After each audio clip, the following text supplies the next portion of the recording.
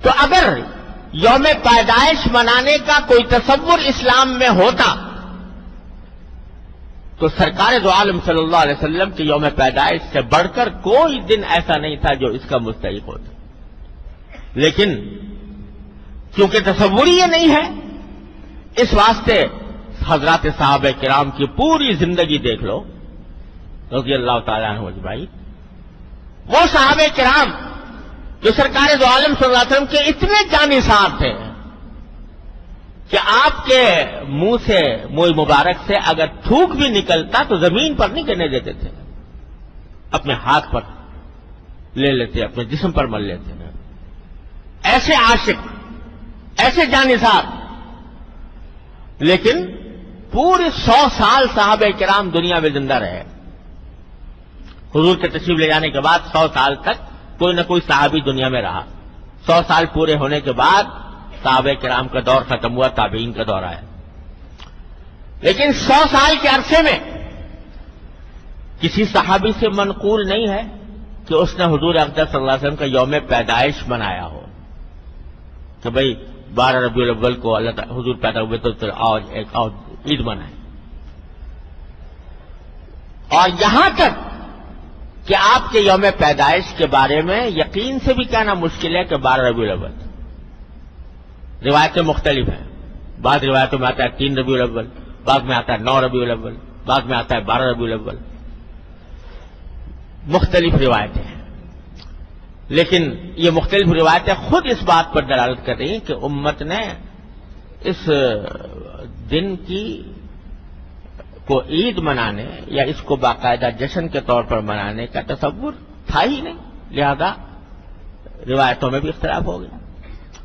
جو اصل چیز تھی وہ صحابہ کرام نے پکڑ کر رکھی.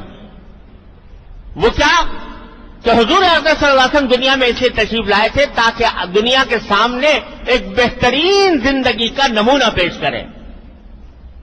جیسا کہ میں نے ابھی آیت جو تلاوت کی کہ لقد کان لکم فی رسول اللہ اسوۃ حسنہ. خوب سمجھ لو کہ تمہارے لیے اللہ کے رسول کی زندگی میں ایک بہترین نمونہ ہے. یہ معنی ہے آیت کے لقد کان لکم فی رسول اللہ اسوۃ حسنہ. یقیناً تمہارے لیے اللہ کے رسول کی زندگی میں اسوہ حسنہ ہے، یعنی بہترین نمونہ ہے.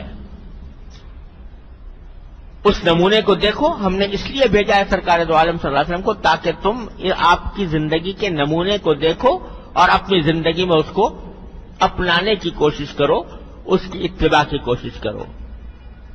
یہ ہے مقصد آپ کو دنیا میں تشریف لانے کا. صحابہ کرام نے یہ حقیقت اس طرح اچھی طرح سمجھ لی تھی کہ کچھ ہو جائے لیکن سرکار دو عالم صلی اللہ علیہ وسلم کی سنت کی اتباع کو نہیں چھوڑیں گے.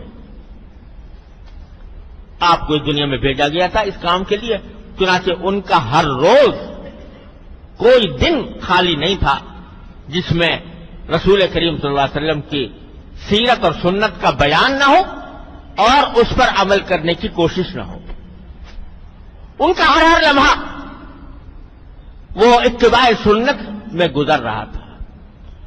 لہذا ان کو کوئی رسمی کارروائیاں کرنے کی ضرورت نہیں تھی کہ وہ رسمی کارروائی کر کے کوئی دن منائیں اور اس میں جلسے کریں اور اس میں خوشیاں منا کے چراغاں کریں. ان کے دل میں چراغاں ہو رہا تھا. ان کے دل میں تقویٰ کا چراغ روشن تھے. ان کے دل میں اتباع سنت کے چراغ روشن تھے. لہذا ان کو ان رسمی کارروائیوں کی کوئی ضرورت نہیں.